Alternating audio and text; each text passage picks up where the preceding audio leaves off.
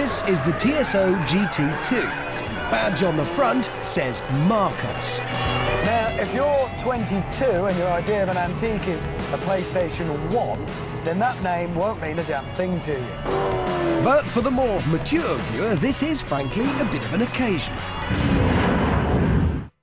For 40 years, men with pencils behind their ears turned out Marcos sports and race cars, until 4 years ago, when the company went bust and shut up shop, as seen in this dramatic reconstruction. But now, Marcos is back. New car, new light bulbs. So is this just a fleeting visit, or are they here to stay? Let's start with what we've got.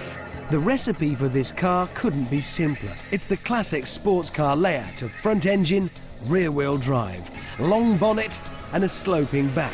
It's textbook. Could be straight out of the 60s. These might catch on, though. Windows that are electrical. Inside, it's more of the same, sort of retro in feel, but with modern touches. So you've got these quite old-fashioned dials and chunky steering wheel, but then it's all set against this really rather modern, clever dash. I like it in here. It's a nice place to be. All these knobs and switches have a bespoke, custom-made feel. It is quite cramped, though, even for me. But the looks are the easy bit. This is a £50,000 car, the same as a TVR Cigaris, so it needs to perform.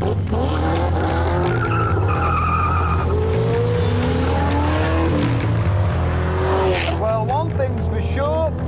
You won't be wanting for speed.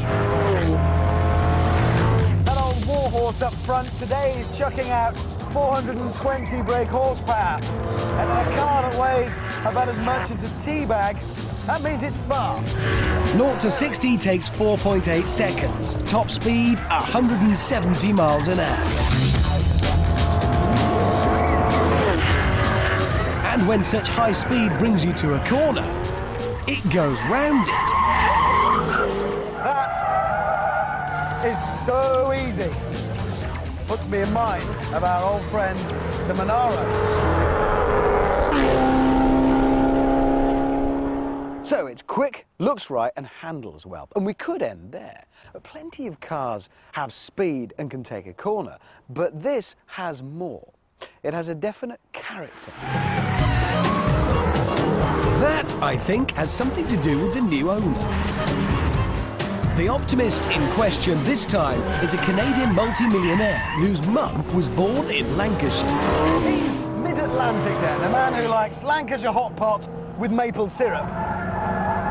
But that is a good thing.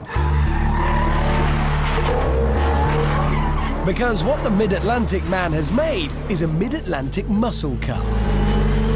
That engine up front is part of what gives it its distinctive character. It's lazy, low revving. Most of the power comes in at about 2,000 RPM. From 50 miles an hour to 70 takes just 2 seconds. So you get American muscle, but it isn't pushing along some car-sprung American dragster. No, it's powering a classic, light British sports car. What we have here, then, is the way the world should be. American muscle in the safekeeping of British hands.